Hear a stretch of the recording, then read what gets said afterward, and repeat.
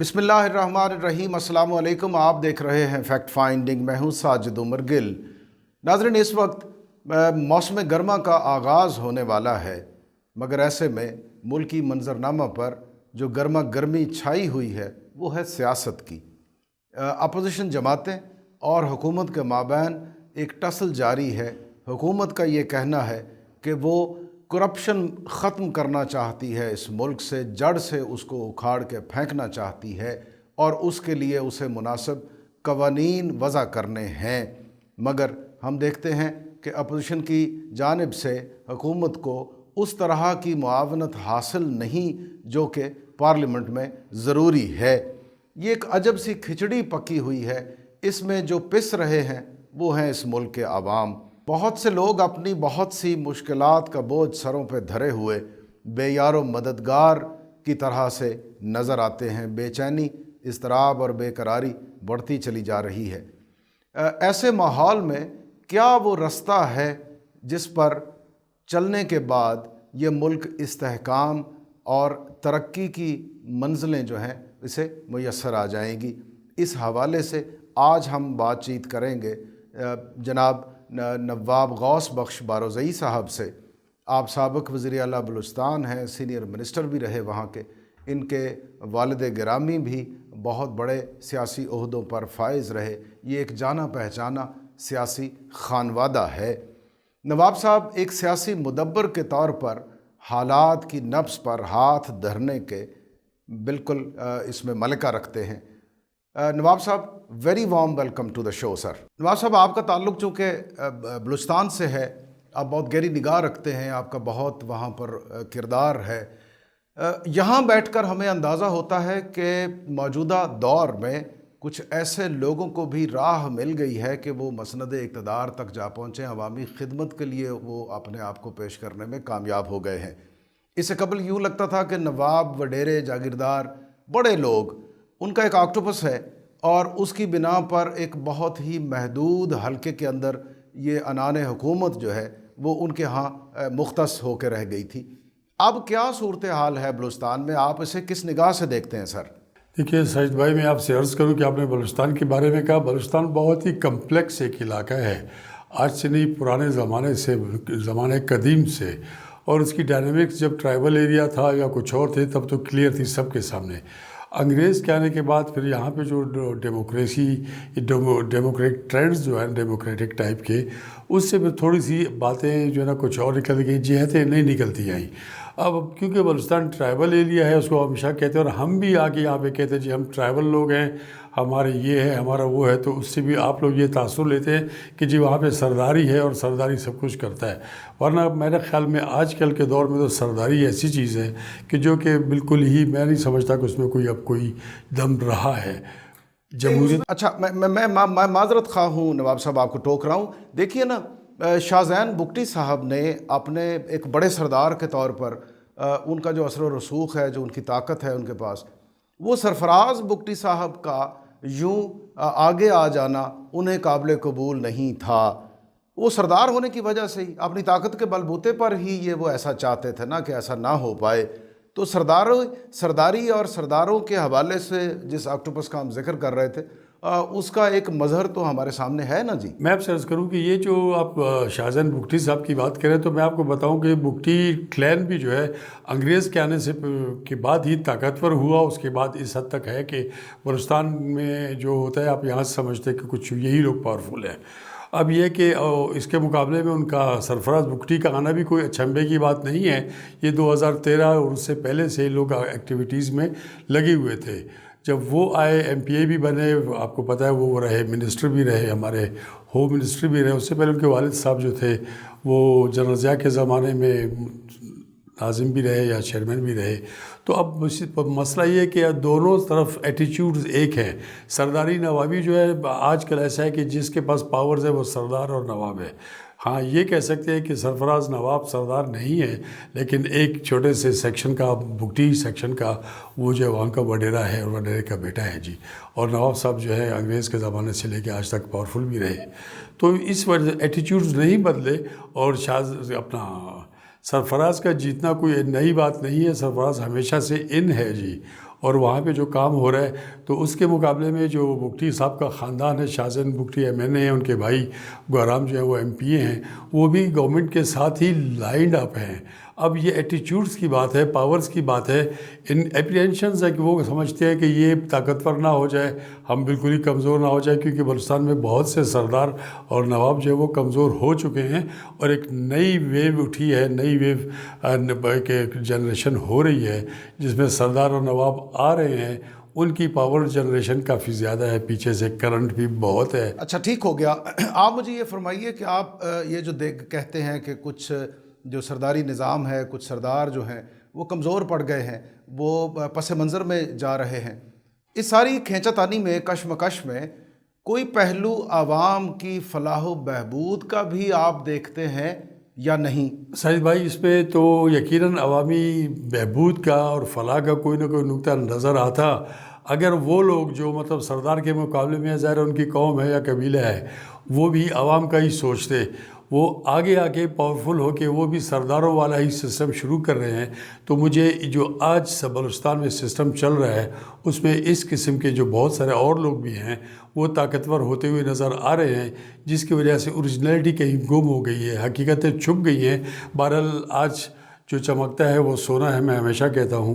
تو آج کی سچویشن یہ ہے کہ وہاں پہ پولیٹیکو سوشل جو ہے نا ہماری جو وہ ہے کیا کہتے ہیں انوائرمنٹ ہے، اس میں اچھی طرح سے بدلاؤ کوئی خاص نہیں آیا۔ جو آ رہے ہیں وہ بھی اسی طرح سے کر رہے ہیں جیسے پچھلوں نے بقول آپ لوگوں کے کہ سرداروں نے خراب کیا، کسی اور نے کیا۔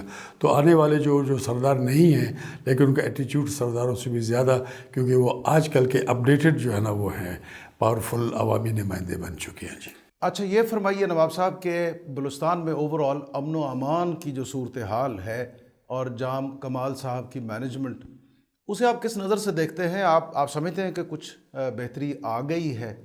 سچ بھائی، آپ تھوڑا سا پیچھے چلے جائیے، 2013 اور اس سے پہلے کا پاکستان اور بلوچستان، اس میں جو سلسلے چل رہے تھے وہ آپ کو میرے خیال میں اچھی طرح سے معلوم ہے۔ جی اب جام صاحب کی گورنمنٹ 2013 کے بعد ایک گورنمنٹ آئی، پھر 2018 میں یہ گورنمنٹ آئی ہے، سسٹم کو ان کو ٹھیک ملا تھا، اب وہ سب کے سب ادارے بھی ان کے ساتھ کام کر رہے ہیں، لیکن یہ کہ میں دیکھتا ہوں کہ وہاں پہ ایک گورنمنٹ میں میرٹ نہیں ہے، ریٹ گورنمنٹ کی اس وجہ سے ختم ہو جاتی ہے کہ وہاں میرٹ نہیں ہے۔ جو ان کی پارٹی کے جو لوگ ہیں، ممبرز ہیں، منسٹرز ہیں، وہ ہاتھ پاؤں جو ہے نا کیا کہتے ہیں مروڑتے ہیں اور اپنا کام نکلواتے ہیں، اس وجہ سے کہیں نہ کہیں جو ہے نا کافی خرابیاں نظر آتی ہیں، اور کئی مواقعوں پہ آپ نے دیکھا جی ہزارہ کلنگ ابھی ہوئی، اس کے پہلے بھی اور آگے بھی، اللہ تو نہ کرے میرے منہ میں خاک، لیکن میں دیکھتا ہوں کہ کبھی نہ کبھی بھی کوئی نہ کوئی ایرپشن ہو جائے گی۔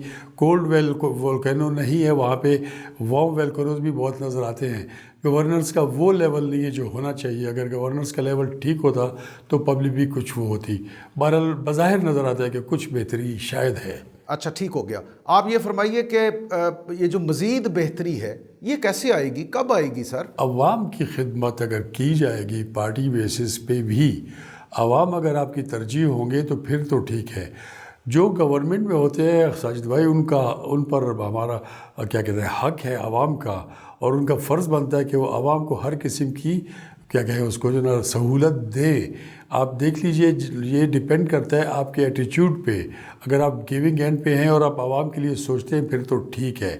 میں بڑی بات نہیں کرتا ہوں، میں ہمیشہ کہتا ہوں 2013 میں میں نے GSM لوکیٹر لے کے دیا تھا، جس کی وجہ سے 75% امیجیٹلی کرب ہو گیا، جس کو کہتے ہیں کہ ٹارگٹ کلنگز تھی اور کچھ اور تھے، وہ جو آؤٹ فٹس تھی کالعدم، وہ ختم ہو چکی تھی۔ لیکن اب وہ 2G تھا جب میں نے لے کے دیا تھا ان کو جی، اب 4G اور 5G کا وقت آ گیا ہے۔ مجھے ایک شہید پولیس آفیسر نے بتایا کچھ اپنی شہادت سے 2-4 مہینے پہلے کہ جناب وہ چیز تو پڑی ہے لیکن وہ اتنی کارآمد نہیں ہے، اس کو 4G اور 5G کرنے میں کوئی ایشو نہیں ہوتا گورنمنٹ کو، لیکن گورنمنٹ اس سائڈ پہ جو ہے نا لا اینڈ آرڈر پہ وہ جو ہے نا کوئی اتنی زیادہ وہ نہیں دیتی۔ لا انفورسمنٹ ایجنسیز ہیں وہ کام کر رہی ہیں، اور باقی جو ہمارے ادارے ہیں وہ کام کر رہے ہیں، لیکن ظاہر ہے کہ گورنمنٹ کا پولیٹیکل اور سوشل انپٹ بہت کم ہے، اس وجہ سے جو کام کرنے کا کوانٹم ہے وہ اتنا مجھے ٹھیک نظر نہیں آتا، کیونکہ میں خود بیٹھ کے میں نے دیکھا ہے، اور میں نے سفر بھی کیا اور میں نے آگے کام بھی کچھ کیا جس کے لائن پہ یہ چلے، کچھ اچھائیاں ہوئیں. لیکن اب کیونکہ آپ کے ارد گرد دشمن آپ کے بہت ہیں، وہ ان میں ہمیشہ اپڈیٹس آ رہی ہیں جی. کبھی کوئی پارٹ وہ ہوتی ہے، آؤٹ فٹ بنتی ہے، کبھی کوئی. لوگوں نے کہا جی داعش اب آ گئی، میں نے کہا جی کوئی اور نئی آؤٹ فٹ آئے گی تو اس کو بھی بلوچستان میں جگہ ملے گی، پاکستان میں جگہ ملے گی، کیونکہ کرائم ہے، کرائم کی فیسلٹیز ہیں تو اس کی فرنچائزز کھلتی ہیں. اس میں یہ ہے کہ اب دیکھیں وہاں سب کچھ موجود ہے، لیکن یہ کہ پولیٹیکل ول ہے جی، ول نہیں ہے سیدھی. جو نئے لوگ کام کر رہے ہیں، جو آئے ہوئے ہیں، تو ہر کوئی جھکا ہوا ہے صرف اپنے کام کو نکالنے کے لیے. تو جب میں اپنا کام کرنے کی کوشش کروں گا تو برابر میں اپنے ہمسائے کو نقصان کوئی نہ کوئی دوں گا جی. جی بہت بہتر، بہت بہتر. نواب صاحب، آپ سے بات کرتے ہوئے آپ کے تجربے کی روشنی میں جو آپ کی گفتگو ہے، آپ پیشے کے اعتبار سے چونکہ ڈاکٹر بھی ہیں، تو ہمیں یہ کامل یقین ہے کہ حالات کی نبض پر آپ کا ہاتھ تو ہے. ان پر بات کرتے ہوئے کچھ طوالت درکار ہوتی ہے، شو کا وقت کم ہے.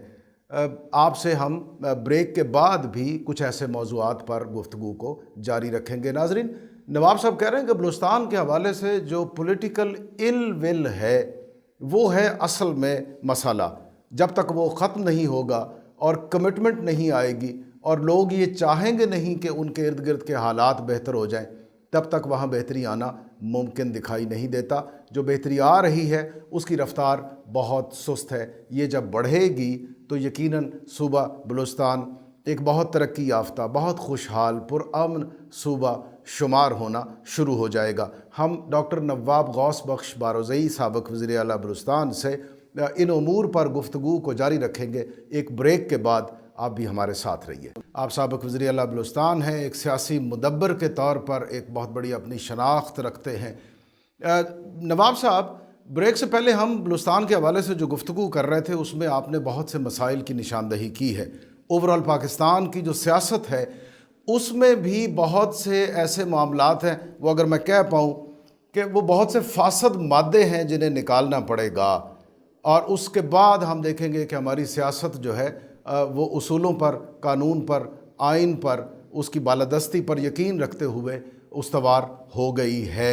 یہ کس طرح سے ممکن ہوگا سر؟ سر بھائی، میں آپ کو بتاؤں کہ پاکستان میں ہمارا پیارا ملک ہے جی، ہمارے پاس اور کوئی جگہ ہے نہیں رہنے کے لیے. مجھے افسوس ہوتا ہے اگر میں پاکستان کو مسائلستان کہوں. یہاں مسائل ہی مسائل ہیں جی. ایک مسئلہ ختم ہوتا ہے، دوسرا مسئلہ اس سے نکل آتا ہے. یقیناً پاکستان کی سوسائٹی، یہ سوسائٹی جو ہے پولیٹکس اور سیاست جو اسی سوسائٹی کا ہی پرتو ہوتا ہے جی، جو آپ کو نظر آتا ہے. ہماری زندگی میں اس کا سب سے بڑا حصہ ہے آج کل کے دور میں. دیکھیے جی، ہمارے سیاستدان فیل ہو چکے.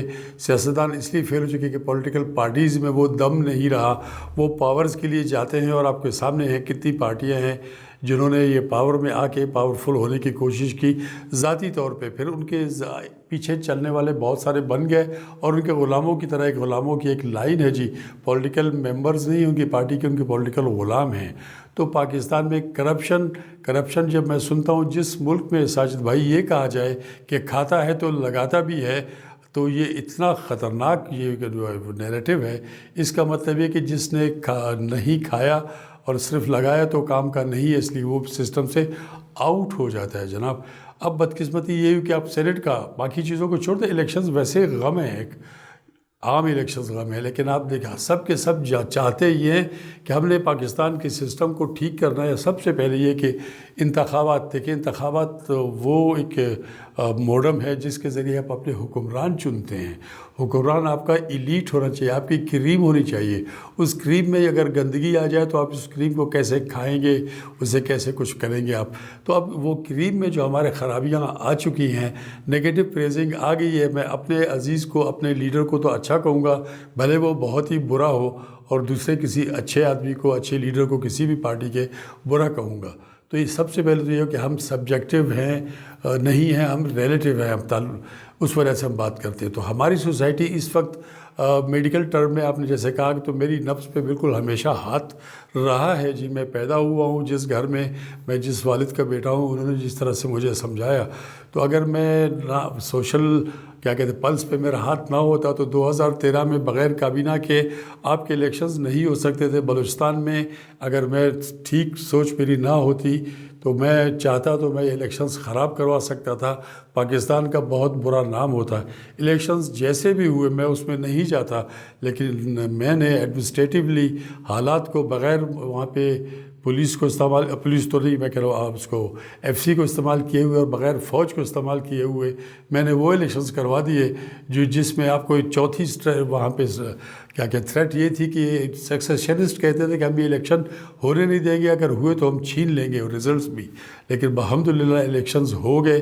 تو کہنے کا مطلب ہے کہ آپ کا ہاتھ پہ پلس پہ ہاتھ رکھنا اور اس کے بعد اس کو سمجھنا. تو اب بھی یہی ہے. اب آپ نے ضمیر کی بات کی، اب یہاں پہ ضمیر کی کوئی بات ہی نہیں ہے جی. بد ضمیری میں نہیں کہوں گا، اب ضمیر اس کا ہے جس کا نام ضمیر ہے جی. نواب صاحب، یہ جو تمام مسائل ہیں، یہ جب ان پہ ہم بات کرتے ہیں تو بہت سے لوگ اس طرح کا تاثر دیتے ہیں کہ ان مسائل کی وجہ شاید ہمارا سسٹم ہے، اور سسٹم راہ نہیں دے پا رہا کہ عوامی فلاح و بہبود کے لیے جو منصوبے ہیں وہ ان کے بارے میں کوئی لائحہ عمل تیار کیا جا سکے اور اس کو حقیقت کا روپ دیا جا سکے. کیا سسٹم تبدیل کر دیا جائے نواب صاحب؟ نہیں جی، ایک دم جب آپ کوئی چیز نکالیں گے نا تو اس کے پھر ایک شوق لگتا ہے، اس وجہ سے ایک دم کولیپس ہو جاتا ہے سسٹم. نہیں، فلٹرز لگا دیجئے، ٹیپنگ کیجئے آہستہ آہستہ کہ اس مسئلے میں اگر ہم ٹیپ کرتے ہیں تو اس کے مسائل کچھ ٹھیک ہو جائیں گے. سڈنلی کرنے کا مطلب ہے کہ کوئی بھی آپریشن پاکستان میں اس وقت سڈنلی اگر ہوتا ہے تو یہ بڑا ہی کاؤنٹر پروڈکٹیو ہوگا، بہت نقصان ہوگا اس کا. نہیں، آپ جہاں بیٹھے ہیں، جو ادارہ ہے، جو انسان ہے جہاں بیٹھا ہے، اس کے پاس اگر کوئی پاورز ہے، وہ کام کر رہا ہے، تو وہ یہ سوچے، اپنے آپ سے وعدہ کر لے کہ مجھے اس ملک نے یہ دیا ہے تو میں اس ملک کو کچھ نہ کچھ دوں. سڈن کبھی بھی نہیں ہو سکتا. پارٹیز کو چاہیے، اب بھی عوام جو ہیں وہ پارٹیز کو کم از کم چھانے پھٹکے، اس کے بعد جائیں اس پارٹیز میں. ہاں، اگر کوئی فائدہ دیکھنا ہے اپنا ذاتی ملک کے علاوہ تو اب یقین کیجئے کہ یہ لوگ جن کے پیچھے پھر رہے ہیں وہ لوگ باہر جا کے بیٹھ جائیں گے. یہ ملک خدا نخواستہ اگر گیا تو آپ کا عوام اور علاقہ جو ہے بالکل تباہ و برباد ہو جائے گا. ایک سڈن چینج بالکل بھی نہیں، لیکن ایک کیا کہہ رہے ہیں، چیک اینڈ بیلنس ہر جگہ پہ. ایک تو انٹرنسک ہوتا ہے، آپ اپنے اوپر خود ڈال دیں کہ میں نے یہ کام ایسے کرنا ہے. پھر ادارے جو ہے وہ بھی دیکھیں ساجد بھائی، سوسائٹل ایلز اور ایونز بہت زیادہ ہیں، اور سوسائٹل ایلز اور ایونز کو ٹھیک کرنے کے لیے جو ادارے بنے ہیں، میں کہتا ہوں کہ وہ جو ایلز اور ایونز ہیں وہ ان اداروں میں بہت زیادہ پاورفل ہیں، جس کی وجہ سے انفیکشن بڑھتی جا رہی ہے. اچھا دیکھیے، ایسے میں نواب صاحب میری گزارش سن لیجئے، اگر کوئی شخص یہ چاہے بھی کہ وہ حالات کو بہتر کرنا چاہتا ہے، وہ وطن عزیز پاکستان کی حقیقی معنوں میں خدمت کرنا چاہتا ہے، وہ جو ایسے لوگ ہیں جو قانون کی زد میں انہیں آنا چاہیے، اگر ان کے بارے میں کیسز ریفرنسز بنا کر، حکومت کا یہی کام ہے، حکومت فیصلہ تو نہیں کرتی نا جی، جزا سزا کا عمل تو عدالتوں میں ہوتا ہے. عدالتوں میں کیسز چلے جاتے ہیں سر، عدالتیں یا تو اس کا فیصلہ نہیں کر پاتی، یا فیصلے بعض ایسے آتے ہیں کہ وہی جنہیں آپ مجرم سمجھ رہے ہوتے ہیں وہ وکٹری کے نشانات بناتے ہوئے دوبارہ سے پھر آ جاتے ہیں، اپنا کھلواڑ شروع کر دیتے ہیں. کیا کیا جائے نواب صاحب؟ بات یہی ہے جی، سیدھی سی بات ہے. آپ کی جو مشینری ہے، مشینری صرف ایک چیز کی تو نہیں تھی، اس میں بہت سارے کل پرزے ہوتے ہیں. تو آپ کی تبلیغ کی بات کر رہے ہیں، کسی اور چیز کی بات کر رہے ہیں، بالکل ایسی ہے جی. عیاں رچی بیاں، جو چیز آپ کو آنکھوں سے نظر آ رہی ہے اس کو بیان کرنے کی ضرورت نہیں ہے جی. آپ کسی کے گھر کے سامنے کھڑے ہو جائے، اسے پوچھ لیں کہ یہ گھر بنایا کیسے، کہاں سے آئے آپ کے پیسے، آپ کی انکم کیا ہے، تو پتہ چل جائے گا. آپ کسی آدمی کو دیکھ لیجئے، اگر وہ جس کی اپیرنس سے ہی پتہ چلتا ہے کہ جناب یہ کہاں سے اس نے بنایا ہوگا. اب یہاں تو نظر آتا ہے، چلتی پھرتی کرپشن چلتی پھرتی نظر آتی ہے جی. ادارے اس معاملے میں ناکام ہیں کہ کیسز بن جاتے ہیں، کیسز بننے کے بعد ادارے میں جاتا ہے، کیس کمزور بنا ہوتا ہے، وہ عدالتیں ان کو ریلیز کر دیتی ہے. پھر آپ کے لیے وہ جو ادارے ہیں جو کام کر رہے ہیں، اس میں بھی ہمارے اور آپ جیسے بھائی جو نا وہ لگے ہوتے ہیں اس میں. اگر وہ اپنے آپ کو بالکل صاف رکھ کے سوچے کہ مجھے آگے اگلی دنیا میں جب جانا ہے وہاں پہ یہ ادارے نہیں ہوں گے، وہاں پہ یہ چیزیں نہیں ہوں گی، وہاں اللہ کو منہ دکھانا ہے، اور ہم نے اس ملک کو، جس کو مادر وطن کہتے ہیں، اسے کام نہیں کر پاتے. اس وجہ سے یہاں پہ बेहतरीन किस्म के इदारे बने हुए हैं, लेकिन जो है ना उनका जो है आउटपुट कुछ नहीं है। बिल्डिंग्स बड़ी ज़बरदस्त है जी, मैं बग़ैर नाम लिए भी कह सकता हूँ, नाम लेके भी कह सकता हूँ। नैब है तो उसकी बिल्डिंग्स आप देखें तबीयत खुश हो जाती है। कोर्ट्स हैं, कोर्ट्स की बिल्डिंग्स आप देख लीजिए, सिर्फ बिल्डिंग्स बहुत खूबसूरत हैं, अंदर उनमें काम नहीं हो रहा। हॉस्पिटल्स हैं, बिल्डिंग्स बहुत खूबसूरत हैं। आई मीन ये है कि हमने अंदर को नहीं देखा, हमने एक्सटीरियर को देखा। अच्छा, ये जो आपने एक लतीफ़ सा तंज मेरे प्रोफेशन हमारे बारे में, मीडिया के बारे में जो किया है, मैं अगर आपसे गुजारिश करूं, एक हकीकत है कि जिस तरह तमाम शोबा ज़िंदगी पाकिस्तान में वो मुतासर हुए हैं करप्शन से, लाकानूनियत से, तो मीडिया उससे पाक नहीं हो सकता सर। हम भी इसी समाज का हिस्सा हैं। मैं आपसे ये पूछना चाहता हूँ एक सवाल के तौर पर या राय, अगर हमारे अदलो इंसाफ के इदारों में और पुलिस के महकमा में सियासी भर्तियों से जो है ना वो उसे जान छुड़ाई जाए और बिल्कुल मेरिट पर ये फैसले किए जाएं, तो क्या हमारे मुल्क में, हमारे समाज में, हमारी सूरत हाल में को बेहतरी आएगी, आप समझते हैं सर? देखिए, समाज तो खामखा बेहतर होगा जब आप सही तरीके से उसके लिए वो करेंगे, एंडेवर्स करेंगे, खिदमत करेंगे। हादी बरहक जब आया तो आपके उस ज़माने में, वो ज़माने जाहिलियत था ना जी, उसकी पर्सनैलिटी, उसकी वो जो उसका उनका जो ज़ात का खासा था, आज सारी दुनिया उससे फ़ायदा उठा रही है। हम सिर्फ उनके कलमागो जो हैं, जो उनके पीछे पैरोकार हैं, हम नहीं ले रहे। बाकी मैं आपसे अर्ज़ करूं कि मैंने तंज़ कभी नहीं किया, आप ये मत लीजिए, क्योंकि मैं जानता हूं किसी पर जब कोई आप तंज़ करते हैं तो आप कभी न कभी आप भी तंज़ का शिकार होते हैं। इसलिए मैं बहुत सोच समझ के बात करता हूँ कि कल कहीं मुझ पर ना आ जाए। बहरहाल ये है कि मैं सीधी बात कर रहा हूँ कि हम अगर और कुछ नहीं, अगर हम ये कि हम अपना रोल फिर सही नहीं अदा कर रहे। आप बतौर सहाफ़ी बात कर रहा हूँ आपकी, तो मैं बतौर डॉक्टर भी कहूँगा कि मैंने MBBS कर लिया, मैंने सर्विस नहीं दी लोगों को, ये भी मेरा कसूर। और बाकी पॉलिटिशियंस और एडमिनिस्ट्रेटिव्स, यकीनन जब तक एडमिनिस्ट्रेशन ठीक नहीं होगी, आपकी पॉलिटिशियंस ठीक नहीं होंगे। इसके लिए नवाज़ साहब, ये जो जिन मसाइल, जिन मामलात पर हम आपसे गुफ्तगू कर रहे हैं, ये बहुत पेचीदा हैं, गंभीर हैं, और इन पे बात करते हुए एक तवील वक्त भी दरकार होता है ताकि कंप्लीट सर्कल जो है वो हो जाए पूरा, और लोग अव्वल से आखिर तक इन मसाइल की जानकारी उन्हें हो जाए। मगर हमारे शो का वक्त कम है। आपसे बात करना हमेशा से हमारे लिए बड़े एज़ाज़ की बात है। हम आइंदा भी इंशाअल्लाह किसी मौका पर आपको दावत देंगे और आपके ख़यालात जानने की कोशिश करेंगे। आज आप तशरीफ़ लाए हमारे स्टूडियो में, आपका बेहद शुक्रिया। नाज़रीन, आप नवाब गौस बख्श बारोज़ई साहब की गुफ्तगू सुन रहे थे। इसमें जो काम की बात है वो ये है कि अगर हमारी पॉलिटिकल विल हो, हुब्बुल वतनी की बुनियाद पर कायम जज्बा हो, तो यकीनन हम अपने मुल्क को सुधार सकते हैं, बेहतरी ला सकते हैं। आवाम की फलाह व बहबूद के जो मंसूबे हैं उन्हें पाया तकमील तक पहुँचा सकते हैं। साजिद उमर गिल को फैक्ट फाइंडिंग से इस दुआ के साथ इजाज़त दीजिए कि वतन अज़ीज़ पाकिस्तान पर वो फसल गुल उतरे कि जिसे कभी कोई खौफ ख़िज़ा ना हो। अल्लाह निगहबान। ज़िंदाबाद पाकिस्तान।